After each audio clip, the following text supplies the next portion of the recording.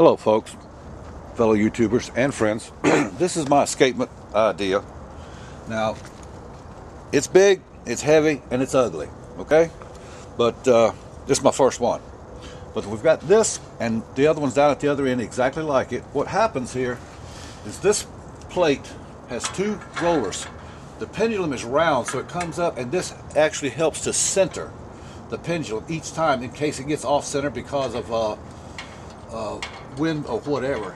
Now, if you look at here, this is the trigger mechanism. The pendulum comes up, and if you see the angle of the pendulum here, it hits this before it comes up to here, and when it hits this, it pushes, releasing it, that comes down and actually pushes the pendulum. And then you raises up and it catches. Now, the catch mechanism is right here. I don't know if you can actually see this or not, but the catch mechanism is right there. That is the head of a 3/8 inch bolt. Of course, the nuts are on the other side. Now, the reason for these washers is a counterweight to keep this end up, and at the same time it applies a little weight here, force, so that it takes less force here to push this up. It's very simple. Just push here, and that comes down. This travels 5 inches. Now, this is the adjustment. I can actually adjust it before it hits up and down here. The adjustment of the actual force, this comes from here to this down position is 5 inches. It weighs 9 pounds. So it actually can produce a force of 9 times 5, 45 inch-pounds of force. Now, the way we adjust it, I can make it put more weight by simply adding some weight in here, or I can actually have it produce less force by adjusting it here and not letting it come down the whole 5 inches. So everything on this thing is completely adjustable. In fact, you can see all these vice grips that we've got on it. I can actually lower it and raise it up higher or lower, all the way up to in here. So I've tried to make these things as adjustable as possible. I want everything so that we can find out exactly how much force it takes to drive the pendulum. Now, I'm going to tell you something.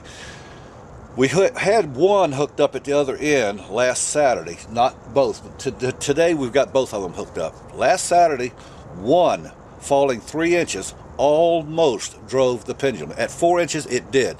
4 inches drives the pendulum and keeps it going. At the same time, it was picking up 40 pounds twice for each time we applied 9 pounds of force for 4 inches.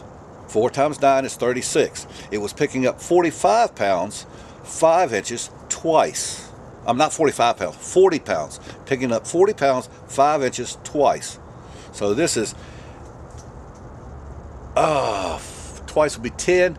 So 40 pounds, 10 inches is 400 inch-pounds. The machine was putting out 400 inch-pounds of force using 36 inch-pounds of force to drive the pendulum.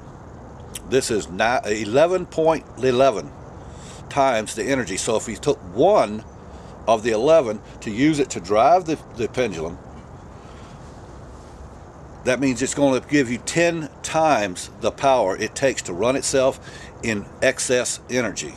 Now, last Saturday proved to me, of course you didn't see it, you're not going to believe me, especially the naysayers, those that have faith in a machine and have tried to build one.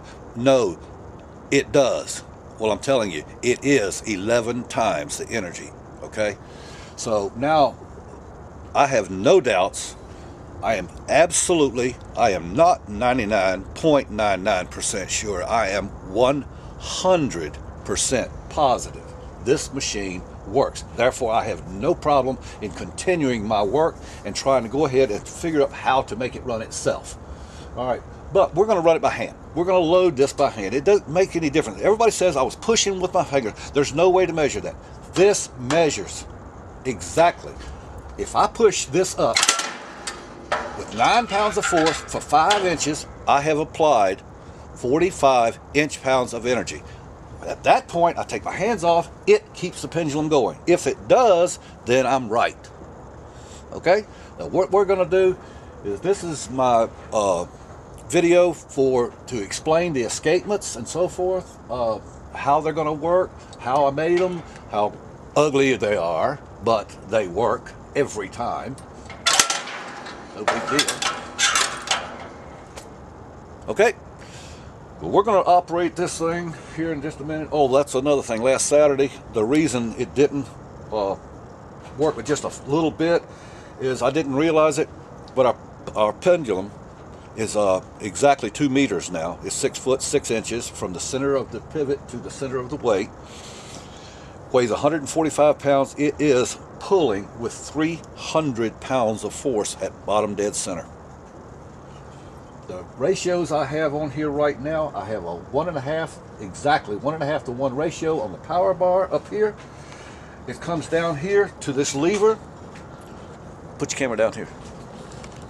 Wait, you gotta loosen this. Now, this bar up here, that is 3 feet, 2 feet, so it's 1.5 to 1 ratio. This comes down here to a 5 foot bar, which it's hinged over here.